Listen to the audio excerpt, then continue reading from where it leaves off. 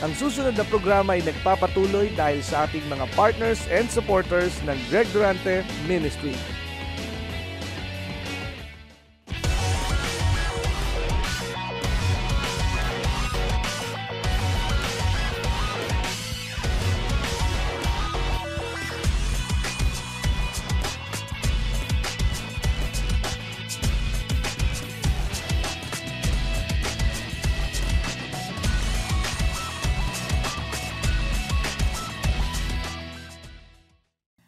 Purihin ang Diyos, tunay po na kay buti, dakila, tapat ang ating Diyos. Huwag po natin kalilimutan na umpisa nung hating gabi ng January 1, 2015, ang 2015 po ay prophetic year of fulfillment. Pag sinabi pong prophetic, ito po'y tumutukoy sa sinabi ng Diyos na ating natanggap at ating pinaniniwalaan. Kaya patuloy po tayo sa ating buhay ng pagtitiwala sa Diyos dahil wag nating kalilimutan, ang uunlad po ay ang salita ng Diyos. At ang bawat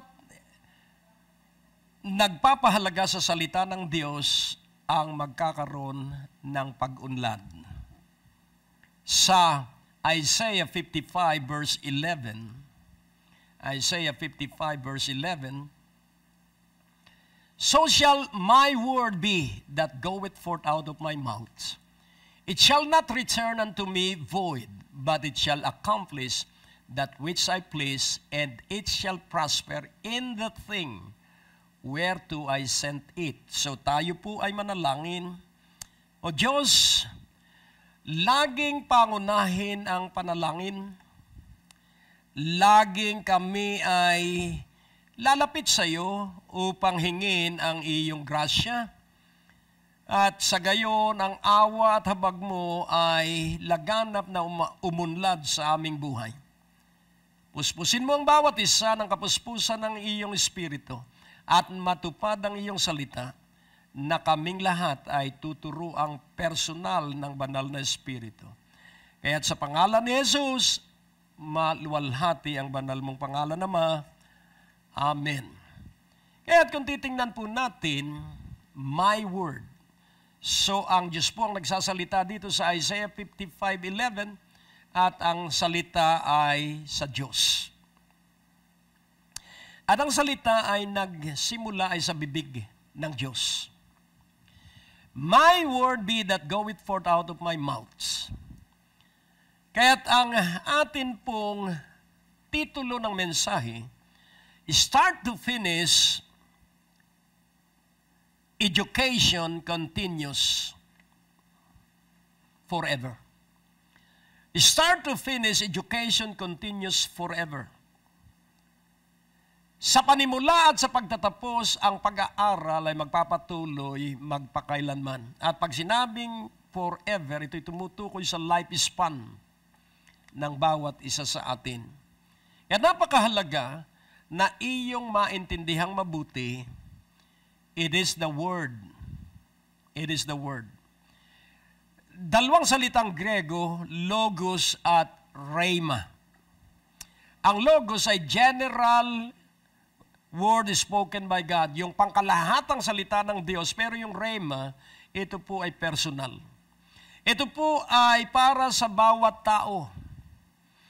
So the rhema is that for all of us na kaisa ko kayo sa palatuntunang ito, for us, 2015 is the year of prophetic fulfillment. Kaya't iyong unawaing mabuti, we are in the year and season of restoration. Restoration. Pag sinabing restoration, yung word na store. So, re is prefix, restore. So, ibig sabihin, yung napigilan at yung nabalam na dapat ay nasa iyo, ay ito ay ibabalik ng Diyos at ito ay salita ng Diyos at ang salita ng Diyos pag pinaniwalaan mo, my word that goeth out of my mouth shall return shall not return unto me void. Ang aking salita na lumabas na mutawi sa aking bibig, hindi ito babalik sa akin na walang nangyari. But it shall accomplish that which I please. Yung salita ng Diyos na Kanyang sinabi, so ating pansinin kung paano ka makikinabang sa aking pagtuturo. Sa 2 Chronicles 20 verse 20. And they rose early in the morning and went forth into the wilderness of Tekoa. And as they said, hear me, O Judah, and ye inhabitants of Jerusalem, believe in the Lord your God, so shall you be established. Believe his prophets, so shall you prosper. So, believing the Lord is great. But more greater still is believing his preachers, his prophets. Any person can say that he believes in God, but without the word, there is no evidence, no solidity of that belief.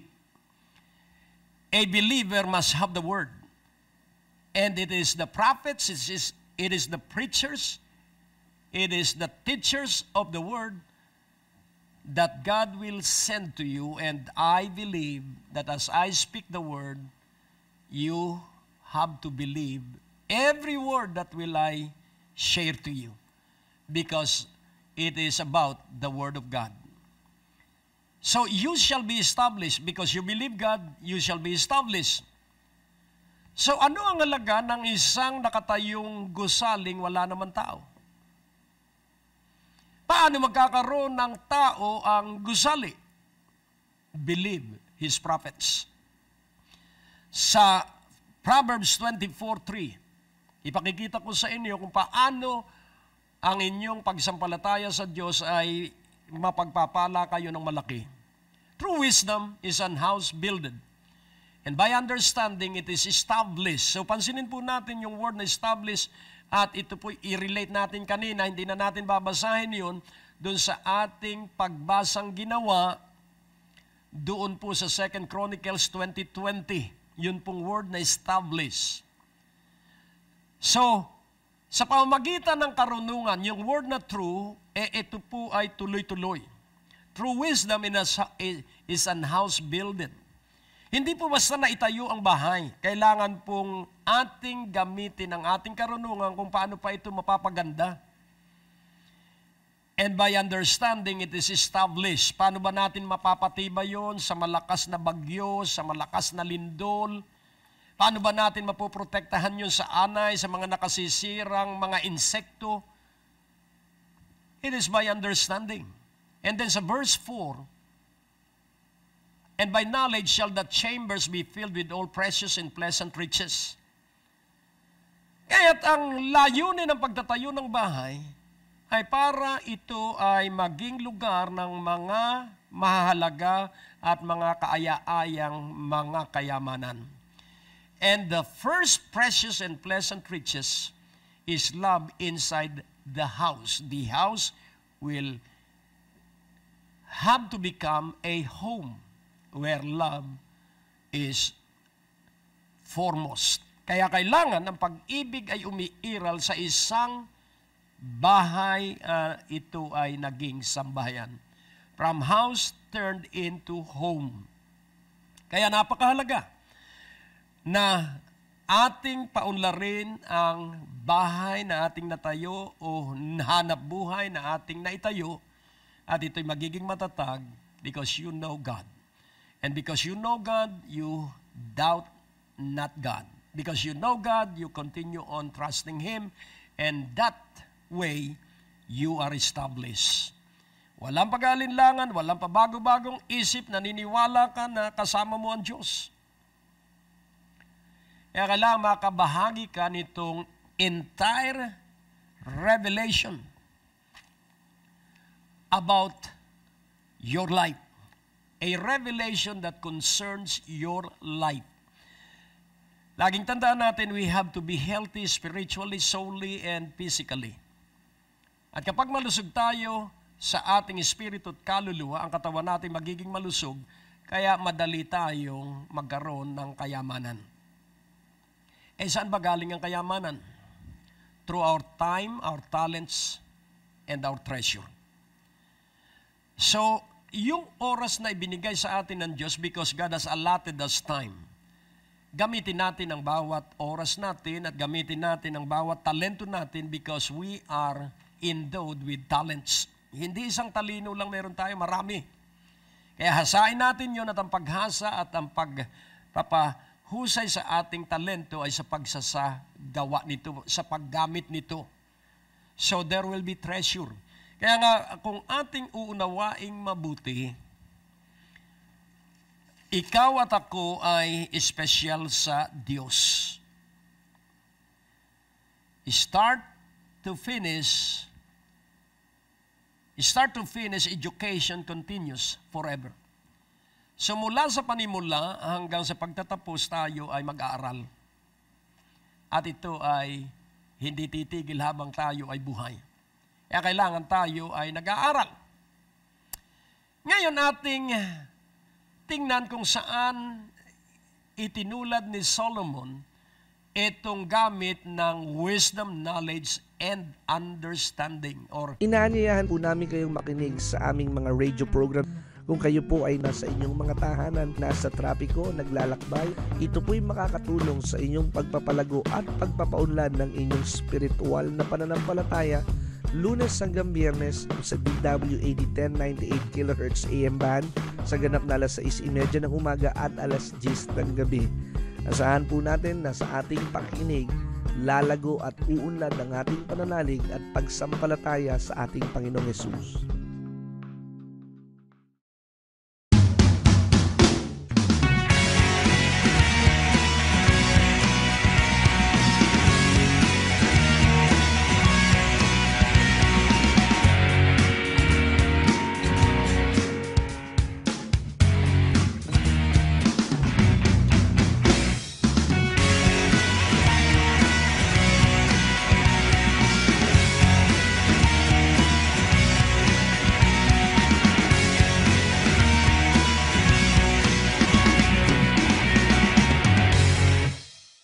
Malugod po namin kayong inaaniyahan sa aming Friday Night Revival sa darating na April 3, April 10, April 17, at April 24. Kahit sino ka man, saan ka man naroroon, maaari kang dumalo sa gawain ito at ito po ay walang bayad. Ito po ay magaganap sa Biyaya ng Diyos Christian Fellowship, 2nd floor, Medicor Building, Ortigas Avenue, Green Hills, San Juan, sa ganap na alas 6:30 ng gabi. Wisdom, understanding, and knowledge. Napakahalaga po nito. I-connect na natin sa Proverbs 3, verse 19. At ang sabi po dito, sa Proverbs 3:19, the Lord by wisdom hath founded the earths. So pansinin po natin, ang nilikha ng Diyos ay ang lupa. Tayo naman, ang lilikhain natin ay bahay lang. Compared dun sa laki ng linikha ng Diyos, at gusto ng Diyos kasi na tayo magkaroon ng karanasan na katulad nun sa Kanya, yung sa atin sa maliit na paraan, yung sa Kanya sa kabuuan. The Lord by wisdom hath founded the earths, by understanding hath He established the heavens. So pansinin po natin, earth, heavens. First heaven, second heaven, third heaven.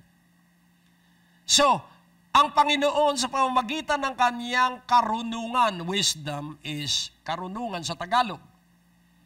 Kanyang itinatag. Kaya kailangan maunawaan natin ang spiritual foundation on how we shall build. Kailangan matibay ang ating spiritual foundation sa pagtatayo. The Lord by wisdom hath founded the earths, by understanding hath He established the heavens. Ano ba yung pangunawa? Yung pangunawa po ay yung pagsasaayos ng mga dapat na nakikita ng Diyos na dapat ding makita natin. At ang pagkakita natin doon sa nakita ng Diyos is through revelation. So isisiwalat ng Diyos kung ano yung gusto niya. Isiniwalat ng Diyos kung ano ang gusto niya doon sa aking bahay. Isiniwalat ng Diyos kung ano ang ibig niya doon sa building ng Prayer Mountain na kanyang ipinatayo. So it's all the way through revelation from God dahil ibig niya na siya ang magiging pangunahing nangangasiwa nung gusto niyang maitayo. Huwag mong kalilimutan ito. Always involve God in whatever project you desire to establish. Laging isali mo ang Diyos sa mga pangarap mo sapagkat ang Diyos lamang ang may karunungan sa nakaraan, ngayon at sa kinabukasan. Verse 20. By His knowledge, the depths are broken up and the clouds drop down the dew. So pansinin po natin lupa at mga langit. At ating unawaing mabuti, ang ulan, bagamat ito ay galing sa kalangitan, pero pansinin po natin na yung tubig ay manggagaling sa lupa.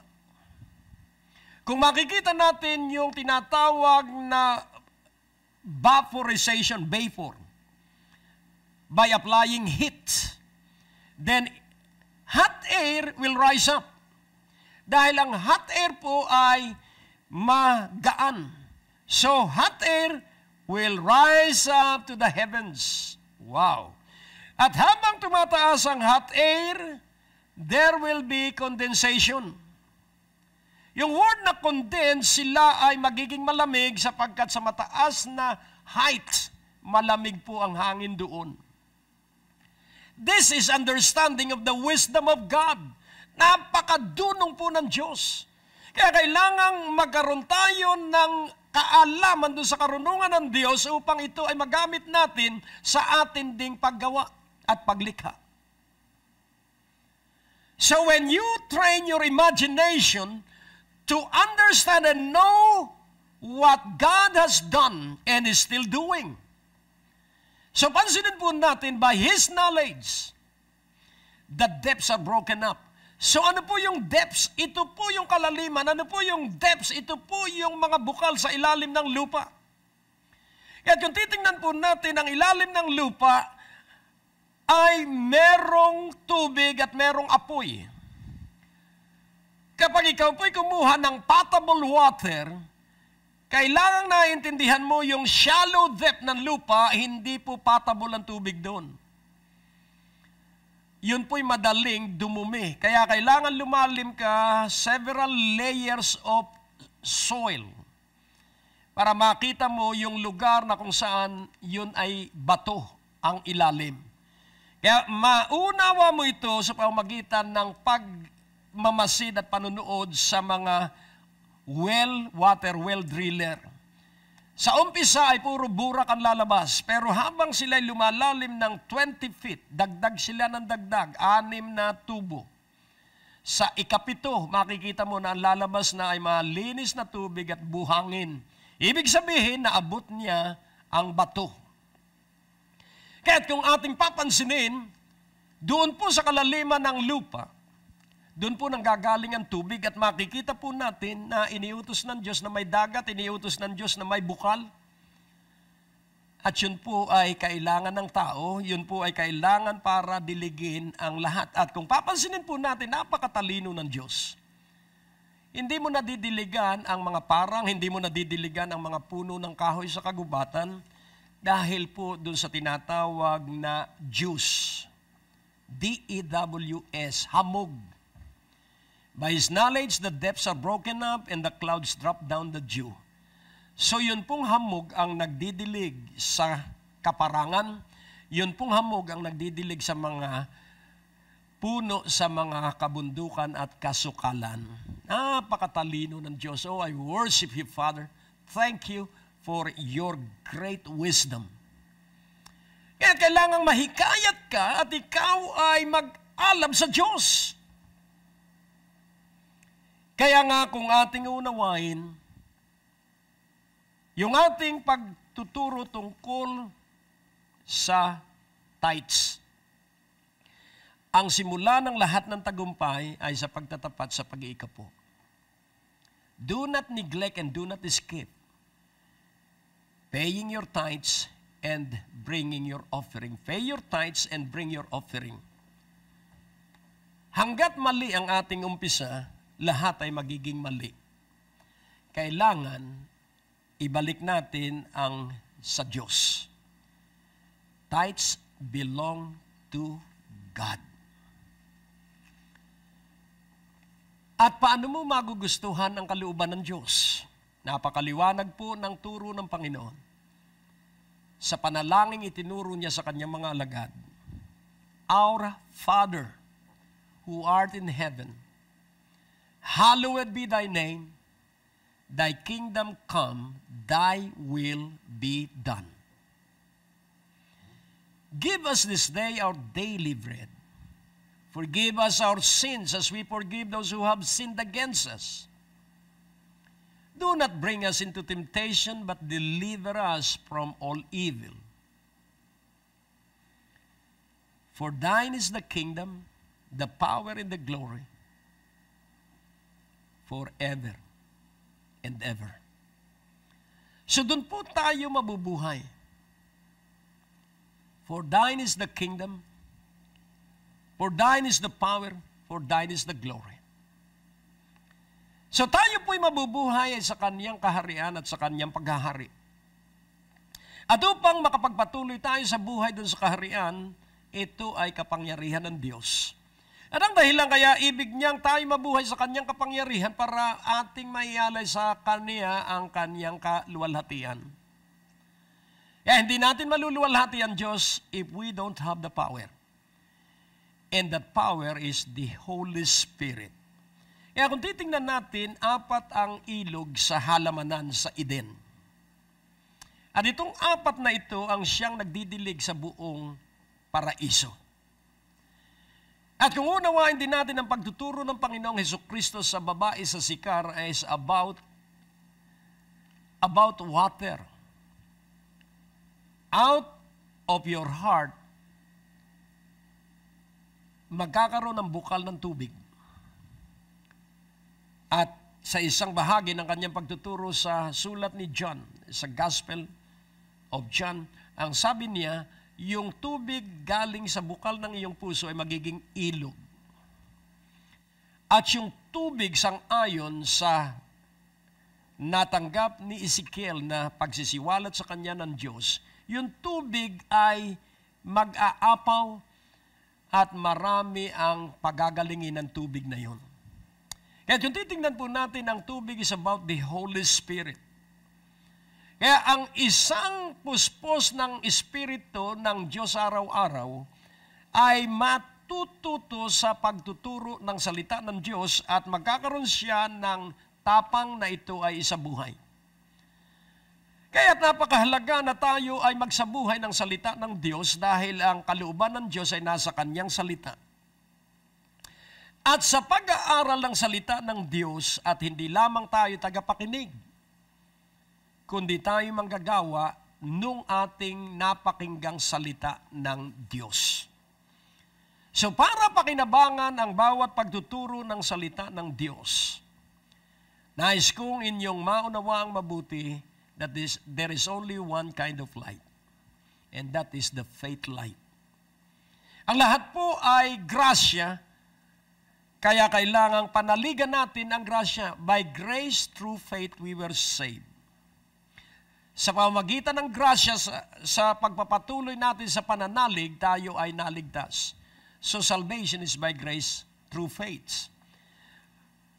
At dahil ito ang panimula, ang kaligtasan natin ay sa grasya at sa pananalig natin. Ngayon nating unawain na anumang bahagi ng ating buhay, we have to practice and use grace through faith. All the way through, as long as we live, it is all the way by grace through faith. So ngayon, kailangang paniwalaan mo ang kalooban ng Diyos. Sa James chapter 1 verse 22. But be ye doers of the word and not hearers only, deceiving your own selves. Atin pong unawain na ang banal na Espiritu ay makapagtuturo lamang sa bawat isa sa atin sa pamamagitan ng salita ng Diyos. So the anointing work only in connection and in line with the Word of God. Nakakonekta po lagi ang pagtuturo ng banal na Espiritu sa salita ng Diyos at ito'y nakaugnay lagi ay sa salita ng Diyos. So without the Word, hindi po tayo makakaranas ng paggawa ng banal na Espiritu. Kaya kailangan lagi po tayong nagpapatuloy magbasa at mag-aral ng salita ng Diyos na nasa banal na kasulatan na nasa Biblia. Be ye doers of the word. So ito po ay utos. Magi kayong mga manggagawa ng salita and not hearers only. So at the same time, tayo po ay makikinig para tayo ay maging manggagawa. Dahil kung tayo tagapakinig lamang at ating hindi isinagawa yung ating napakinggan, dinaya natin ang ating sarili. Ang ating paglaya sa kahirapan ay nasa pagsasabuhay natin ng salita ng Diyos. Ang ating pagtanggap ng kagalingan mula sa sakit o anumang karamdaman ay nasa pagsasabuhay ng salita ng Diyos. Yan napakahalaga, be ye doers of the word and not hearers only, deceiving your own self. So palayain mo ang iyong sarili sa pandaraya ng iyong sarili. Free yourselves from the deception of yourself. Wow. Free yourself from the deception of yourself. And what is that deception? By not doing the word that you heard. Kaya kung ikaw ay sumusubaybay sa palatuntunang ito, either way, radyo o telebisyon, o sa website, huwag kang tagapakinig lang. Isagawa mo yung iyong salitang napapakinggan. So it is the doers that will be partakers of the huge blessing of God. Because the blessing is always in line with the word. Ang mga pagpapala po ay laging nakalinya ay sa salita ng Diyos. Manalangin tayo, banal na Espiritu. Ang iyong gawain, aliwin kami, at ang iyong gawain, pamunuan kami at pangunahan at dalhin kami para isiwalat mo sa amin ang lahat ng mga katotohanan. Kaya sidlan mo ang bawat isa ng pagkatuto sa katotohanan ito upang maantig ang kanilang katapangang inilagay mo sa kanila para isagawa nila ang salita. Sa pangalan ni Jesus, at ang bawat isa ay nagsabi ng Amen. Ang Diyos po ay napakabuti. Maaari kayong sumulat sa P.O. Box 4135, Manila, Philippines. Tumawag sa ating telepono o mag-text. Bisitahin ang ating website sa www.gregdurante.com. Maaari mo din kaming sundan sa Facebook at Twitter. Malugod naming inaanyayahan ang lahat na makadalo tuwing araw ng Biyernes sa aming revival at tuwing Linggo upang sumamba sa Panginoon. Kung ikaw ay napagpala sa natapos na programa ng Great Day to Live, maaaring magkaloob sa Be ye doers of the word and not hearers only. At kung papansinin po natin, how shall we be able to do the word? Paano natin makakayanan at matututunang isabuhay ang salita? So, sa Deuteronomy 28 verse 1, pakikita ko po sa inyo ang pagsasabuhay ng salita ng Diyos. You have to start and you have to continue on what you have started. As long as your start is right, everything throughout will be all right. And it shall come to pass. Oh, this is very powerful part of the verse. It shall come to pass. So binigyan dito ng pagpapahalaga at diin mangyayari. Ito ay mangyayari. So ano yung mangyayari? And it shall come to pass if thou shalt hearken diligently unto the voice of the Lord thy God, to observe and to do all his commandments, which I command thee this day, that the Lord thy God will set thee on high above all nations of the earth. Sa simpleng Tagalog po, pagbigyan natin ang Diyos para malaya niya na tayo ay maiangat. that the Lord thy God will set thee on high above all nations of the earth. Kaya po tayo nilalait dahil napakahirap ng bansa natin. Hindi dapat mangyari.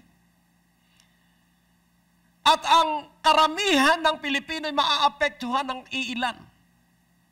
Kaya kung magkakaroon tayo ng konsentrasyon, kayong sumusubaybay sa palatuntunang ito, isasabuhay nyo lang ang bawat itinuturo ko sa inyong aral na aking natanggap mula sa banal na Espiritu, tayo po ay darami, sapagkat bawat isa sa atin ay may pamilya. At bawat isa sa atin ay at least merong minimum of 150 circle of friends and associates. At kung papansinin po natin, ang Panginoon ay nag-umpisa lang ay sa 12 kahit Judas yung isa. So it doesn't matter kung Judas si Judas. Ang mahalaga ay yung kanyang salita. At yung 12 ay naging 70. At yung 70 ay naging 120. At yung 120 ay naging 3,000. At yung 3,000 ay naging 5,000. So makikita natin that it multiplies. It's abound. It increases. Habang ang mga tao ay nagiging manggagawa ng salita ng Diyos, magkakaroon sila ng karanasan sa katuparan ng salita ng Diyos na kanilang isinabuhay. And it shall come to pass, if thou shalt hearken diligently unto the voice of the Lord thy God, to observe and to do all His commandments which I command thee this day. So pansinin po natin yung observation. Part of your mind is your imagination. So observation is using your and my imagination. So while I hear, then my imagination is activated. So what I am hearing, it is painting and drawing a picture in my imagination. So the voice of the Lord is a picture. Pansinin po natin, ang iyong television set is designed to receive pictures. Ang iyong radio set, transistor man yan o di kuryente, is designed to receive voices, audio and video. Kaya kung papansinin po natin, ang pag-unlad, ang television ang na-receive video and audio. So, television set were designed to receive pictures and voice. So, pansinin po natin, the voice will become a picture. Kaya, ang salita ng Diyos, kapag ito'y dumating sa iyong imahinasyon, ito'y nagiging larawan. So, His commandments become a picture. And the moment that you are able to see the complete picture of what God is telling us, I have a complete picture of what He will do for 2015. Otherwise, paano ako makakapagpatuloy? The complete picture of what God intend to do for 2015 is mine. And I am, piece by piece, I am sharing it to you. Kaya napakahalaga na iyong maintindihan that 2015 is the prophetic year of fulfillment. At ito ay magaganap at mangyayari yung season and time.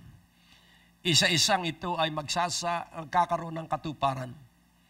That the Lord thy God will set thee on high above all nations of the earth. So ano ang layunin ng Diyos? Na ikaw ay gawing malaki. Sa 71:21 ng Psalms. 71:21 of Psalms. Thou shalt increase my greatness and comfort me on every side. So pansinin po natin, when you become great, nung araw, ang kahalubilo natin ay mga kababata natin. Pero as we grow and we mature, tayo po ay umuunlad sa ating buhay. Kaya yung mga dating kaibigan natin, nahihiya ng lumapit sa atin. Why? Because there is a promotion that we receive. At dahil nga, nagkakaroon na ng bagong mga kaibigan, bagamat tayo nalulungkot dahil hindi na natin makasama yung mga dati nating kaibigan, aaliwin tayo ng Diyos sa ating paligid. Sapagkat sa pagtaas ng ating antas ng buhay, level ng buhay, marami na namang bagong mga taong makakahalubilo tayo. At sa umpisa, yung mga tao ay hindi mo matitiyak kung ano ang uri ng pag-uugali. Kaya't mapapagod ka sapagkat marami ang lalapit sa iyo. It is not because of you, it is because of your greatness. Kaya't ikay mapapagod sapagkat marami doon sa lalapit sa iyo, ang intensyon ay gamitin ka. Gamitin yung pagiging mong dakila. Pero huwag kang mapapagod.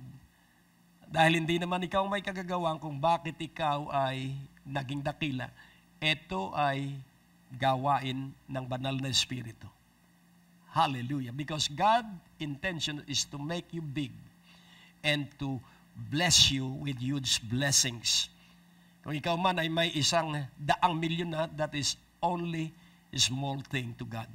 He desires more greater blessings for you. Pero kailangan gamitin mo yung hawak mo ngayon. 10% of that will have to go to the gospel of Jesus Christ. Unless you start giving the tithes, that 100,000,000 can easily be dissolved in an instant. Why? Because the purpose of your blessing is not for yourself. That purpose is to help the needy, to help the poor, and to comfort the uncomfortable, and to strengthen the weak. Yun pong mga pagpapala natin ay hindi para sa ating sarili, ito'y para may magamit tayo sa pag-aliw sa mga namimighati at patibayin yung mga mahihina. So use your blessings to comfort the comfortless.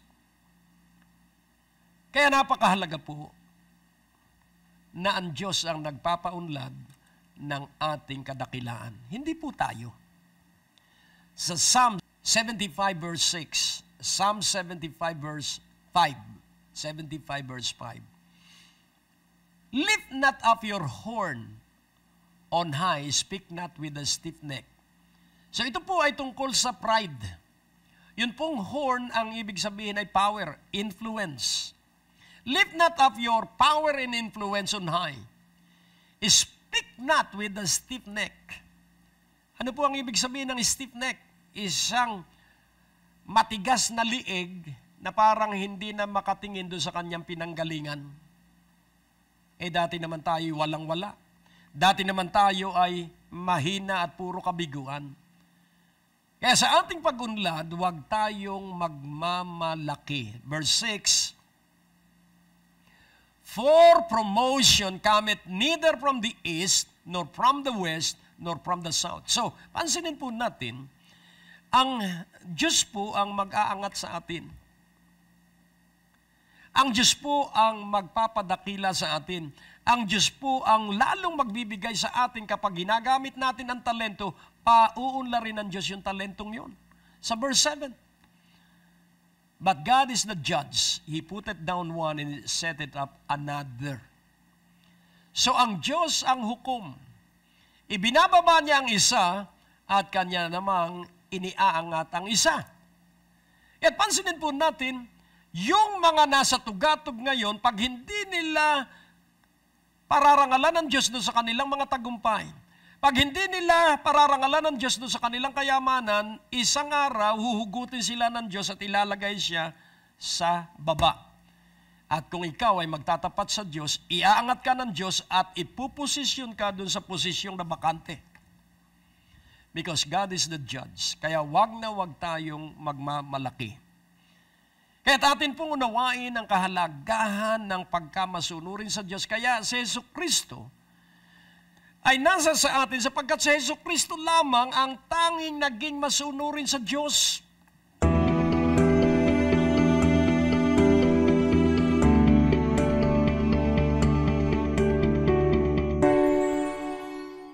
Sawa ka na ba sa iyong mga napapanood ng mga negatibo at pangit na balita?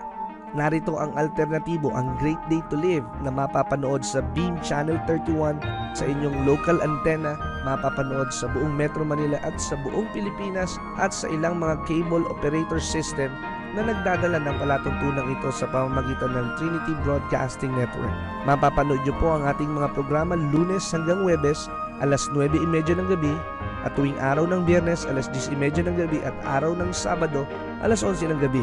Maaari niyo rin po kaming mapanood sa Church Channel via satellite at ilang mga cable operator system sa buong Pilipinas at karatig bansa sa Asia. Lunes hanggang Sabado, sa ganap na alas 12 ng hating gabi, alas 6 ng umaga, alas 12 ng tanghali at alas 6 ng gabi. Ating ipapahayag na si Jesus lamang ang tanging daan tungo sa buhay na walang hanggan, at ang aming dala ay laging mabuting balita.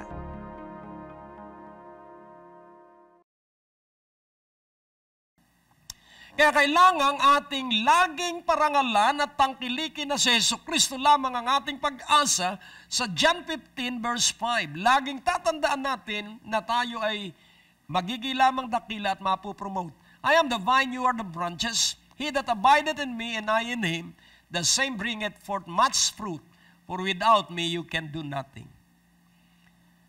For without me you can do nothing. So, our fruitfulness, our greatness is always dependent and connected with Jesus Christ in our life. Without Jesus, we cannot do anything. Without Jesus, we are nothing. Apart from Jesus, we cannot do anything. Sa verse 4, abide in me and I in you, as the branch cannot bear fruit of itself, except it abide in the vine.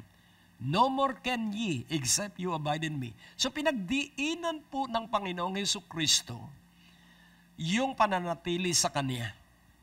At ang pananatili sa Kanya ay pagkakataot karapatan na malaya ni Jesucristo na siya manatili sa iyo, katulad ng pananatili niya sa akin. Ako ay sangalang sa puno na mabunga. Si Jesucristo ang mabunga sapagkat siya ang puno at siya rin ang ugat. Abide in me and I in you, as the branch cannot. So I will speak of this loudly. Cannot! I repeat, cannot! Yun pong can is the ability and the capacity and capability. Pero pag dinugtungan po ng nuts, there will be no ability, there will be no capacity, there will be no capability. And what is that ability and capability and capacity for? To bear fruits. To bear fruits. To bear fruits. At para ako'y maging mabunga, kailangan manatili ako sa baging. At si Jesucristo ang bagin. At kailangan magpatuloy akong nananatili kay Jesucristo na bagin sa talinghagang ito. Abide in me and I in you, as the branch cannot bear fruit of itself, except it abide in the vine, no more can ye, except you abide in me. Maintindihan mo ito kung ikay tapat na nag-iikapo. Itong katotohanan ito'y essential. Ito ay batong buhay, itong katotohanan ito. At ang makakaintindi lamang nito ay yung mga tapat sa pag-iikapo. So if you are not paying your tithes, hindi mo ito maintindihan. Sa verse 5, dahil ang start and beginning of the good and great life is by paying our tithes. I am the vine, you are the branches. He that abideth in me and I in him, the same bringeth forth much fruit. But without me, you can do nothing. So paano ang pagiging mabunga? Kay Jesucristo lang, kapatid.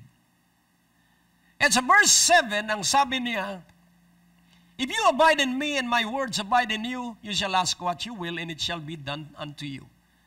So dito ipinakita ng Panginoong Jesucristo ang pagtuturo at pagpapaliwanag na ang ating pamumunga at ang ating pananatili sa Kanya ay sa pamamagitan ng Kanyang salita. If you abide in me, and my words abide in you, kung ikay mananatili sa akin at ang aking mga salita'y mananatili sa iyo, you shall ask what you will. Hihingi ka kung ano man ang ibig mo at yung will, my personal will, your personal will is tied up with the words of Jesus. So, ang kalooban ng Diyos ay nasa mga salita ng Panginoong Hesukristo. Kaya't kung alam ko ang mga salita ng Panginoong Hesukristo, alam ko ang kalooban ni Hesukristo. At ako ay magpapatuloy manatili sa Kanya sapagkat magpapatuloy akong mamunga sa verse 15 ng the same chapter. Henceforth I call you not servants, for the servant knoweth not what his Lord doeth, but I have called you friends. For all things that I have heard of my Father, I have made known unto you. So dito'y maliwanag na ang itinuturo ng Panginoon ay ang kalooban ng Kanyang Ama. At kapag sinunod natin ang salita ng Panginoon, nasusunod natin ang kalooban ng Ama. Sa verse 16, you have not chosen me, but I have chosen you and ordained you that you should go and bring forth fruits, and that your fruit should remain. That whatsoever you shall ask of the Father in my name, He may give it you. So dito maliwanag po na ang lahat ng ating hihingin, anuman yung ating hingin, ayon sa kalooban ng Diyos, ibibigay sa atin ng Ama. Kaya nga po ngayong sandaling ito, nais kung inyong maintindihang mabuti that your greatness is dependent on the work of Jesus in your life, as He is working in my life. The huge blessing that is coming in your life, it is perpetrated and it is advocated by Jesus Christ alone.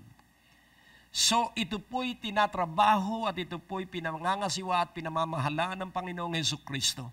Kaya dapat ikaw at ako ay maging maalab sa buhay nating relasyon sa Panginoong Hesukristo. Kaya't kailangang magbukas ang durungawan ng langit at ito ay sa pagtatapat natin sa pag-iikapo at pagdadala ng offerings. Ulitin kong muli, ang ikapo po ay sa Diyos, hindi atin yon. So 10% of all our possession, all our earning, all our blessings, the honor, may tatak po yun ang pagmamayari ng Diyos. Huwag mong pakikialaman yun. Ang isang napakahalaga kasing huwag nating kalilimutan. Our human capacity to receive is functional in direct proportion to our capacity to give. But our capacity to receive is dysfunctional in direct proportion to our desperate need to get. Kaya po hindi napapakinabangan ng maraming Kristiyano ang mga pagpapala dahil sila ay nagbibigay para magkaroon. Huwag mong iisiping magkaroon. Basta ibigin mo lang ang Diyos at sundin natin ang Kaniyang ibig. Ibigay natin sa Kaniyang gawain. Hindi po kailangan ng Diyos ang ating salapi. Hindi rin kailangan ng Diyos ang ating ari-arian dahil Siya ang may-ari ng lahat. Ang hangarin ng Diyos ay Siya'y makatrabaho natin. The desire of God is to partner with us. So when we give the tithes, tayo po'y lubusang nagtitiwala na kaya ng Diyos na pasaganain niya tayo doon sa ating 90%. Kaya hindi po ito pinag-uusapan kung ano ang bansang iyong kinaroroonan. Hindi rin po ito pinag-uusapan kung ano ang halaga ng perang iyong tinatanggap. Laging tandaan po natin, sa maliit ay magtapat tayo para maging malaki ang ating pagpapala. At umpisa pa lamang, because the start of the abundant life, because Jesus is our Lord, the start of the abundant life is in our giving. And to start with, be faithful in paying your tithes. That is the beginning of the abundant life. If you neglect to pay your tithes, wisdom will not flow. And remember this, that it is true wisdom. It is by understanding and by knowledge. The fear of the Lord is the beginning of wisdom. Maiibigan mo ang kalooban ng Diyos bilang pagtatapos sa Romans 12, verse 1. Romans 12:1, I beseech you therefore, yung word na beseech ay namamanhik, nakikiusap, hinihingi ang iyong desisyon. So okay, nakikiusap sa iyo katulad ni Pablo, bilang kapatid kay Kristo. At sa mga kaawaan ng Diyos, na iyong italaga ang iyong katawan, ang ating mga katawan, bilang haing buhay. So as a living sacrifice, kailangan ang ating katawan ay holy, acceptable unto God, which is your reasonable service.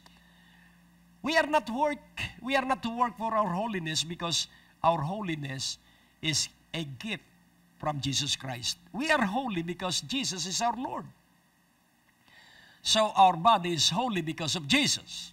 And our body is accepted by God because of Jesus. And knowing these truths, because known truth shall set us free. So ating iaalay ang ating katawan bilang banal dahil kay Hesus Kristong katawan. So verse 2, and be not conformed to this world, but be ye transformed by the renewing of your mind, that you may prove what is that good and acceptable and perfect will of God. And what is the perfect will of God? To make you great. What is the perfect will of God? To bless you with huge blessing. Ang perfect will of God ay para gawin kang dakila, at ang perfect will of God ay bigyan ka ng napakalalaking biyaya at pagpapala. Pero paano magagawa ito ng Diyos? By our faithfulness in paying our tithes and by our faithfulness in bringing our offerings. Yan, napakahalaga po na pag inumpisahan mong magtapat sa pag-iikapu, you will prove that it is good. Iyong mapapatunayan na mabuti ang mag-ikapu. At iyong mapapatunayan na tinanggap ng Diyos ang ating mga ikapu sapagkat bubuksan niya ang windows of heaven. Hallelujah. At darating sa iyong buhay ang kapayapaan, darating sa iyong pamilya ang kasaganaan, at darating ang kalusugan sa iyong mga apo. At mapapatunayan mo na ito ang ganap na kalooban ng Diyos na tayo ay magtapat sa ating pag-iikapu. At laging tandaan natin, we live by faith, not by sight. Kaya wag mong babalam. Huwag mong gagamitin sa iyong budget ang ikapu. Never do it. If you have done it before, please stop it. Kaya't, eto, kapag tayo nagtapat sa 2 Chronicles 16:9, ito po ang mangyayari sa mga tapat.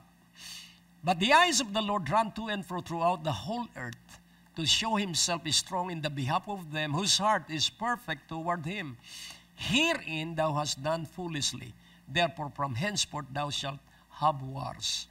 So ano ang kanilang kahangalan? Saan sila naging hangal? Kinain nila yung kanilang ikapu. And this is foolish.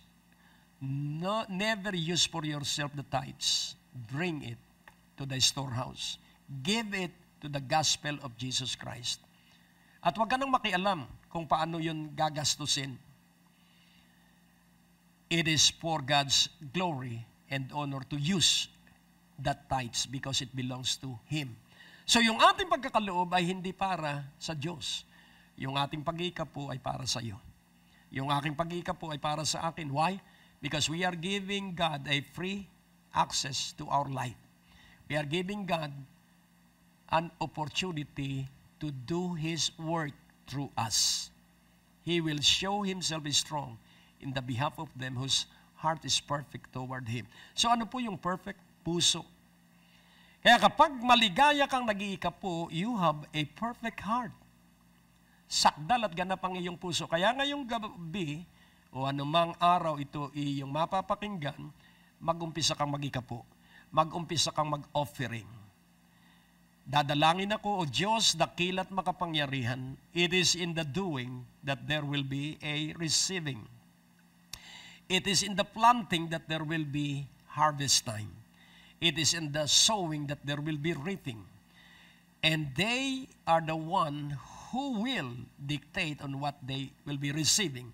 As they give, they are dictating for themselves their receiving. Pagpalain mo ang bawat isa sa katapangan at magi silang maligaya sa pagkakaloob. Sa makapangyarihang pangalan ni Hesus Kristo. Kaya't sa pagkakataot sandaling ito, napakahusay at napakaganda ng Diyos.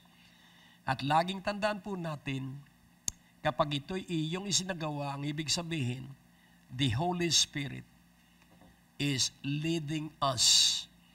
Because obeying is the prompting of the Holy Spirit. When you are prompted to obey the Holy Spirit, it is the time that the Holy Spirit can do great and mighty works in your life, to your life, through your life, and many shall be blessed. Mapagpala po kayo ng Diyos at gawin na buhay mo ang mga katotohanan ito sa makapangyarihang pangalan ni Jesus. So, give and do it immediately and quickly so that God can do His quick blessings. Ulitin kong muli, He desires you to be big and He desires to give you a huge blessing. God receive all the honor and the glory in Jesus Christ's name. Amen.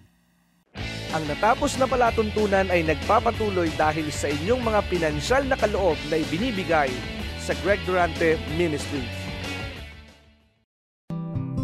Para po sa pagpapatuloy ng programang ito, kailangan po namin ng inyong panalangin at pinansyal na suporta.